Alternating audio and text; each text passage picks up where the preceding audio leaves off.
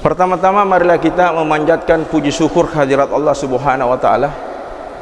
Selalu memuji zat yang memberikan kita kehidupan, selalu memuji zat yang memelihara langit dan bumi ini, memuji zat tidak ada sesembahan selain dia, memuji zat yang memberikan kita begitu banyak nikmat, begitu banyak karunia. Pada subuh hari ini, nikmat yang terbesar adalah Allah mengeluarkan kita dari sifat munafik. Kenapa sifat munafik? Karena innal munafikun asqalas salata isya wal fajar.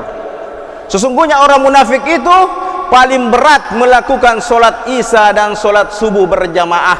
Inilah kita terlepas dari sifat-sifat munafik. Dan sifat munafik itu sederajat dengan orang kafir. Udkhul finnar. Dan hebatnya solat subuh berjamaah itu para jemaah sekalian, ada hadis Rasulullah sallallahu alaihi wasallam, man sholatil isya fi jamaati ka'annama qoma nisful lail.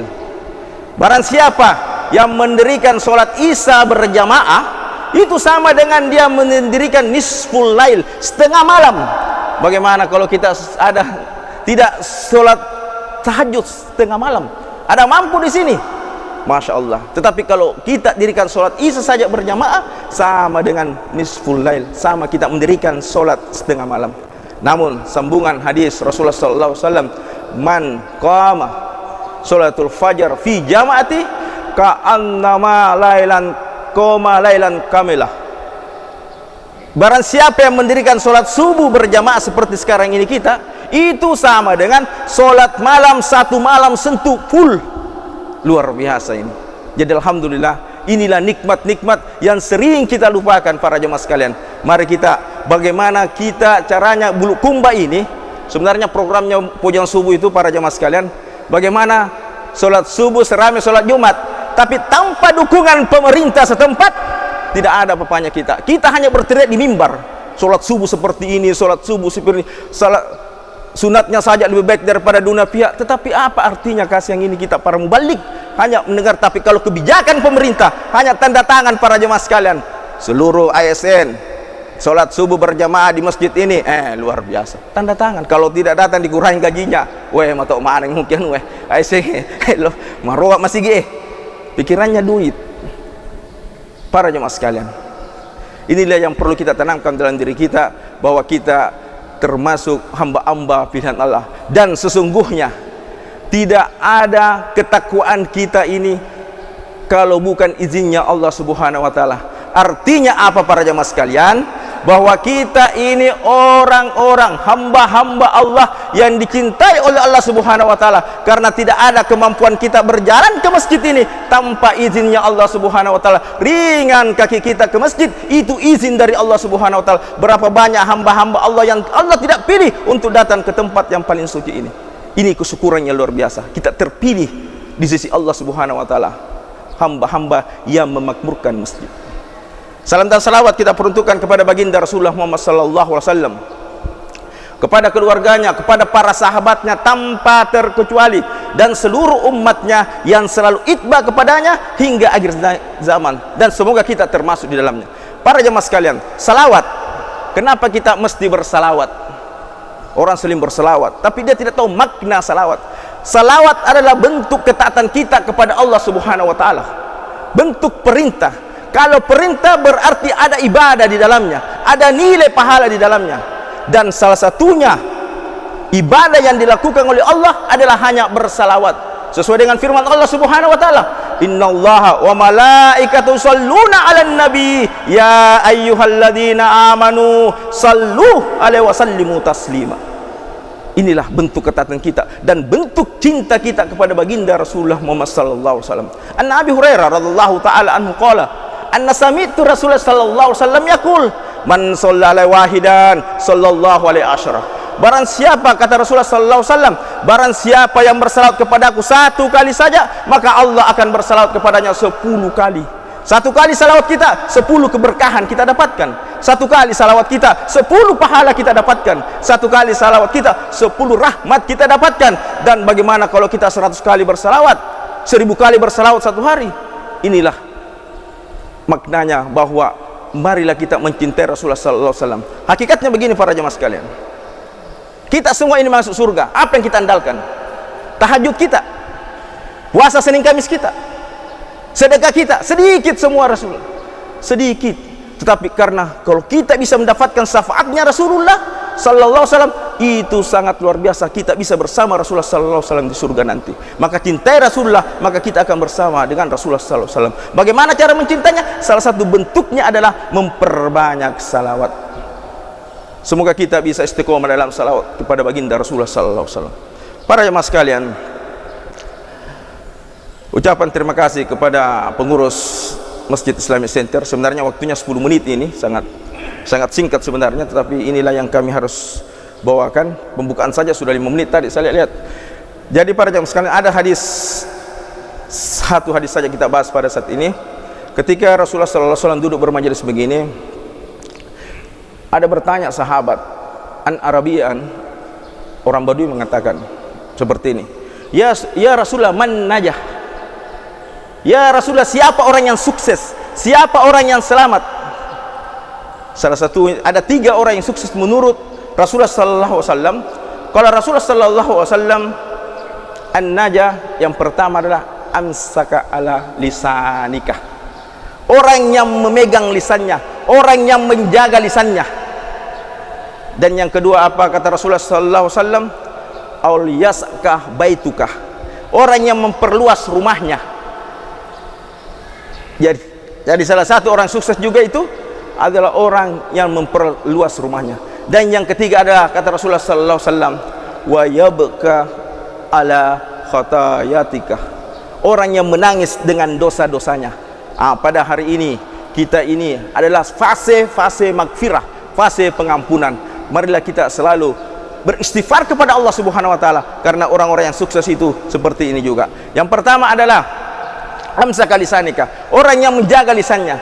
Kenapa lisan ini tidak bertulang para jemaah sekalian? Bisa bengkok kiri, bisa bengkok kanan, bisa ke atas, bebas mengucapkan apa saja. Jangan sampai lisan kita ini merusak ibadah puasa kita. Kita tahan haus, lapar, tetapi lisan ini tidak berpuasa, selalu menggibah, mencela, kata-kata kotor, itu semua bisa membatalkan ibadah puasa kita. Dan hebatnya, lisan adalah bentuk kemuliaan seseorang. Kalau lisannya baik, maka mulia seseorang itu. Kalau lisannya jelek, maka jelek pula seseorang itu. Bukankah Rasulullah sallallahu alaihi wasallam selalu sangat mengingatkan, man kana yu'minu billahi wal yaumil akhir falyakul khairan aw liyasmut. Barang siapa yang beriman kepada hari akhir dan kepada Allah dan hari akhir, falyakul khairan, kata-kata yang baik, dan atau diam saja. Dan berapa banyak orang yang kita tidak sadari kata-kata kita bisa menyinggung perasaan orang lain. Dan hebatnya juga bukan hanya kata-kata, tulisan di media sosial para jemaah sekalian. Di Facebook kita mungkin ada status-status yang bisa menyindir, kita menyindir orang lain. Itu juga salah satu bentuk bagaimana menjaga lisan kita. Kita persingkat, sebenarnya banyak ini pembahasan tentang lisan, banyak sekali contoh-contohnya. Yang kedua adalah waliyasaka baituka, orang yang memperluas rumahnya. Bagaimana memperluas rumah sedangkan rumahnya Rasulullah sallallahu alaihi wasallam sangat sempit? Orang yang pernah ke Madinah mungkin tahu betul itu tempat makamnya Rasulullah, itu rumahnya, kamarnya. Jadi rumah Rasulullah itu ada 3 kamar ya. Kamar Rasulullah yang sudah ke Masjid Nabawi, Abu Bakar itu 1 kamar, sama Umar bin Khattab. Jadi ada 3 makam di situ di Masjid Nabawi. Itu kamar semua, kamar. Inilah para jamaah sekalian, itu rumah Rasulullah itu sempit sekali. Sampai-sampai dikatakan ada kisah kalau sujud ke Rasulullah nak kasih pindah lagi kakinya Siti Aisyah radhiyallahu anha. Bagaimana yang dimaksud dengan memperluas rumahnya? Artinya memperluas rumahnya para jemaah sekalian, di dalam rumah itu jadikan baitul jannati, jadikan surga. Di dalam rumah ada tarbiyah, di dalam rumah ada zikir, di dalam rumah ada sholat, di dalam rumah ada pengaji, membaca Al-Quran. Itulah yang dimaksud dengan memperluas rumah. Ada tarbiyah, pendidikan. Orang tua, seorang bapak mendidik anaknya. Berapa banyak gadis-gadis yang sekarang kita lihat berkeliaran sampai jam 1 malam, naudzubillah min dzalik. Di mana orang tuanya itu? Bagaimana turun berkah di Bulukumba kalau anak gadis seperti itu di Bulukumba? Maksiat terus dijalankan. Di mana orang tuanya ini? Hati-hati para jamaah sekalian. Ada hadis yang sangat berbahaya yang kita perlu tanamkan dalam diri kita. Kullukum ra'i wa kullukum ra'i mas'ulu ala ra'iyatihi. Tiap-tiap kita ini pemimpin, dan setiap pemimpin bertanggung jawab atas apa yang dipimpinnya. Anak kita berzina di luar, kita mempertanggungjawabkannya para jamaah sekalian di hari akhirat. Hati-hati ini. Kita rajin ibadah, sholat tahajud kita luar biasa, rajin ke masjid, puasa Senin Kamis, tapi anak dan istri kita keluar dari koridor Islam. Apakah ini yang dimaksud? Apakah ini yang dimaksud dengan bagaimana kita memperluas rumah kita? Tidak seperti itu para jemaah sekalian. Yang ketiga adalah yabki ala khataya etika. Orang yang menangis karena dosa-dosanya. Kita ini semua adalah orang pendosa. Tidak ada di sini yang tidak pendosa. Maka kalau kita bangun tengah malam, berzikir kepada Allah, bertobat kepada Allah, lalu meneteskan air mata, insya Allah padam api neraka karena air mata kita. Dan hebatnya, orang yang menangis tengah malam mendapat naungan di padang mahsyar. Bukankah ada hadis yang sangat hebat, yaitu dari Abi Hurairah radhiyallahu taala anhu qala, ana sami'tu Rasulullah sallallahu alaihi wasallam yaqul, sabatu zillumullahu fid dalillah yauma la dilla illa dilluhu. Salah satunya adalah wa dzakarallahu khalian fafadat ainahu. Seorang lelaki yang mendapatkan naungan nanti di akhirat kelak, 7 golongan yang akan mendapatkan naungan di akhirat kelak, salah satunya adalah wa dzakarallahu khalian fafadat ainahu. Orang yang berzikir tengah malam lalu meneteskan air matanya. Karena apa? Dia bertobat kepada Allah Subhanahu wa taala. Menangis berapa banyak dosanya lalu dia bertobat, Allah ampuni semua kalau itu adalah tobat nasuhan. Penekanan terakhir adalah bahwa lebih mulia orang yang berdosa menyadari dosanya dan bertobat kepada Allah daripada orang yang taat beribadah kepada Allah Subhanahu wa taala, sombong dengan ketaatannya, sombong dengan kesolehannya, tidak ada yang dia dapatkan. Karena apa? Ada sifat sombong di dalam dirinya.